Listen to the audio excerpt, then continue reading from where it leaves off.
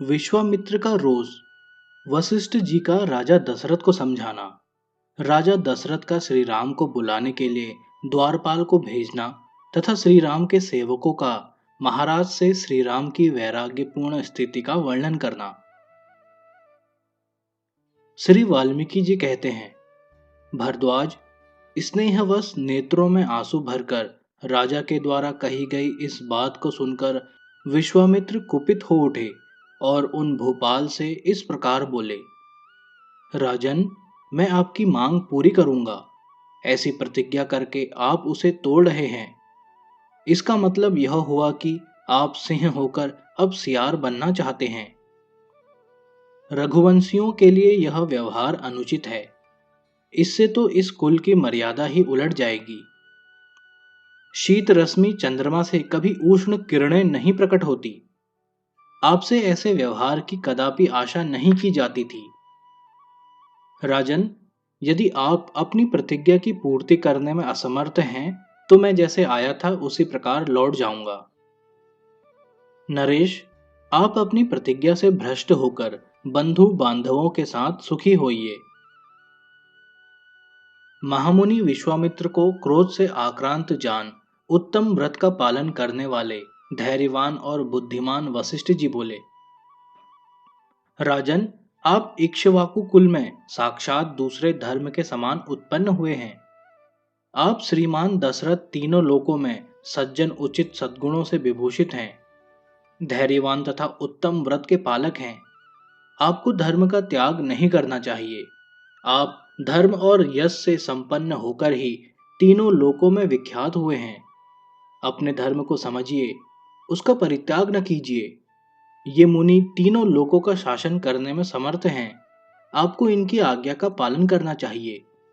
राजन, करूंगा ऐसी प्रतिज्ञा करके यदि आप उसका पालन नहीं करते तो यह मिथ्या भाषण आपके इष्ट और आपूर्त यज्ञ याज्ञादि तथा वापी कूप आदि के निर्माण से होने वाले पुण्य को हर लेगा। इसलिए श्री राम को विश्वामित्र के हाथ में सौंप दीजिए। आप इक्ष्वाकु वंश में उत्पन्न हुए हैं और स्वयं विख्यात राजा दशरथ हैं। यदि आप अपने वचन का पालन नहीं करते तो दूसरा कौन करेगा। ये विश्वामित्र जी धर्म के मूर्तिमान स्वरूप हैं। ये बल और पराक्रम से संपूर्ण वीर पुरुषों में श्रेष्ठ हैं। संसार में सबसे अधिक बुद्धिमान हैं तथा तपस्या के परम आश्रय हैं। चराचर प्राणियों सहित त्रिलोकी में यह प्रसिद्ध है कि ये विश्वामित्र जी नाना प्रकार के अस्त्रों को जानते हैं। जिन अस्त्रों का इन्हें ज्ञान है उन्हें दूसरा कोई पुरुष न तो जानता है और न भविष्य में जान सकेगा। देवता, ऋषि, असुर, राक्षस, नाग, यक्ष और गंधर्व ये सब एक साथ मिलकर आ जाएं तो भी वे विश्वामित्र मुनि की समानता नहीं कर सकते। जिन दिनों ये विश्वामित्र जी राज्य करते थे उन दिनों इन्हें इनकी तपस्या से संतुष्ट हुए रुद्र देव ने कृशाश्व द्वारा उत्पन्न किए गए अस्त्रों का दान किया था। वे अस्त्र दूसरों के लिए अत्यंत दुर्जय है। उन अस्त्रों के अभिमानी देवता कृशाश्व के पुत्र हैं और संहार करने में प्रजापति के पुत्र रुद्र देव की समानता करते हैं।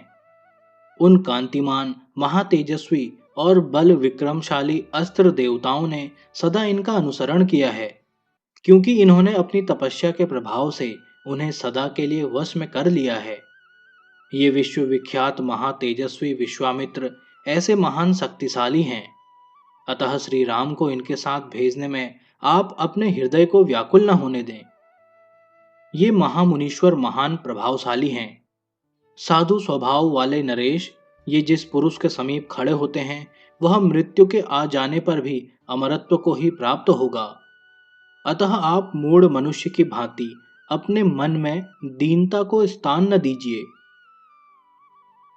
भरद्वाज, जब वशिष्ठ जी ऐसी बातें कहकर समझाने लगे तब राजा दशरथ का चित्त प्रसन्न हो गया और उन्होंने अपने पुत्र श्री राम तथा लक्ष्मण को बुलाने के लिए द्वारपाल को पुकारा। प्रतिहार, तुम सत्य पराक्रमी महाबाहु श्री राम और लक्ष्मण को विश्वामित्र के पुण्यमय यज्ञ की निर्विघ्न सिद्धि के लिए शीघ्र यहाँ बुला ले आओ। महाराज के इस प्रकार आज्ञा देने पर वह द्वारपाल अंतःपुर के श्री राम मंदिर में गया और 2 ही घड़ी में वहां से लौटकर उन भूपाल से बोला, देव, अपने बाहुबल से समस्त शत्रु दल का दर्प दलन करने वाले महाराज, जैसे भ्रमर रात को कमल में बंद होकर उदास बैठा रहता है, उसी प्रकार श्री रामचंद्र जी भी अपने भवन में अनमने होकर बैठे हुए हैं।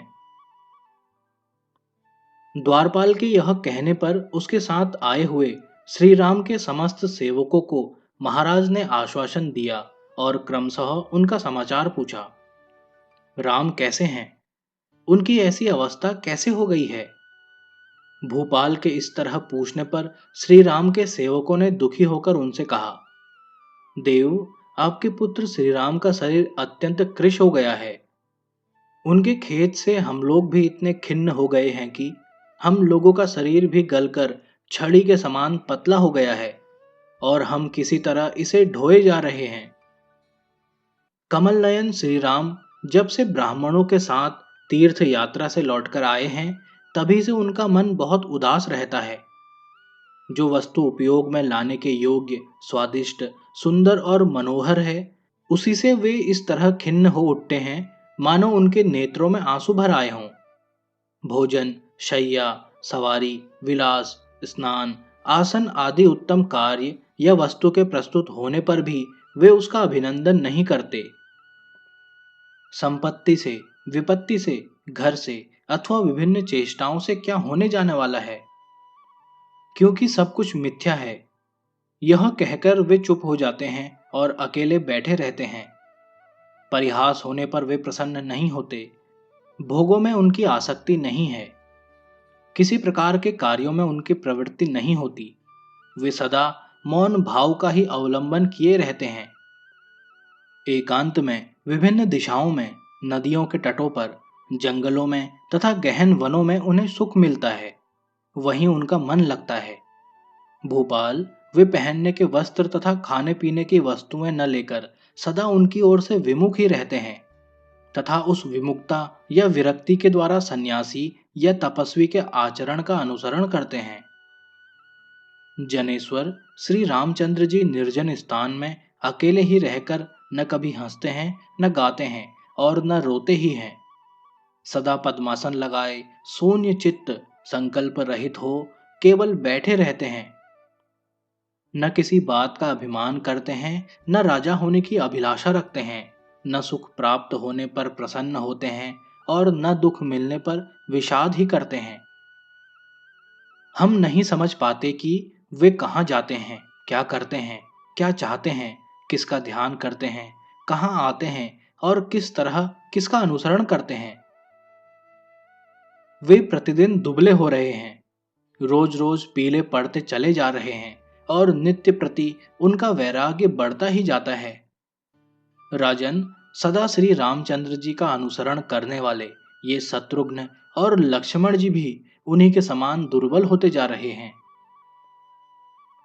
श्री राम अपने पास रहने वाले सुहृद जनों, मित्रों को यह उपदेश देते हैं कि ये भोग ऊपर ऊपर से मनोरम दिखाई देते हैं, वास्तव में नश्वर हैं, अतः इनमें तुम लोग अपना मन न लगाओ। हम लोगों ने आया सरहित परम पद की प्राप्ति से दूर हटाने वाली चेष्टाओं द्वारा ही अपनी सारी आयु व्यर्थ बिता दी। इस प्रकार मधुर और स्फुट वाणी द्वारा वे बारंबार गुनगुनाते रहते हैं। यदि पास बैठा हुआ कोई सेवक उनका अभिनंदन करते हुए यह कहे कि आप सम्राट हो, तो वे उसके इस कथन को उन्मत्त प्रलाप सा समझकर अन्य मनस्क हो हंसने लगते हैं तथा सदा मनोवृत्ति से रहते हैं। न तो किसी की कही हुई बात को सुनते हैं और न सामने पड़ी हुई वस्तु की ओर दृष्टिपात ही करते हैं। सुंदर से सुंदर वस्तु प्राप्त होने पर भी सर्वत्र उसकी अवहेलना ही करते हैं। जैसे मेघ द्वारा बरसाए गए जल की धाराएं किसी बड़े भारी दुर्भेद्य पत्थर का छेदन नहीं कर सकती, उसी प्रकार कामदेव के बाण कांतिमती वनिताओं के बीच में रहते हुए भी श्री रामचंद्र जी के मन का भेदन नहीं कर पाते। धन आपत्तियों का एकमात्र स्थान है, तू इसकी इच्छा क्यों करता है? श्री रामचंद्र जी सबको ऐसी ही शिक्षा देते हैं और अपना सारा धन उसकी इच्छा रखने वाले दीन याचकों को बांट देते हैं। यह आपत्ति है, यह संपत्ति है। इस प्रकार की कल्पनाओं के रूप में केवल मन का मोह, अज्ञान ही प्रकट होता है। इस तरह के श्लोकों का वे सदा गान किया करते हैं। हाय, मैं मारा गया, मैं अनाथ हो गया।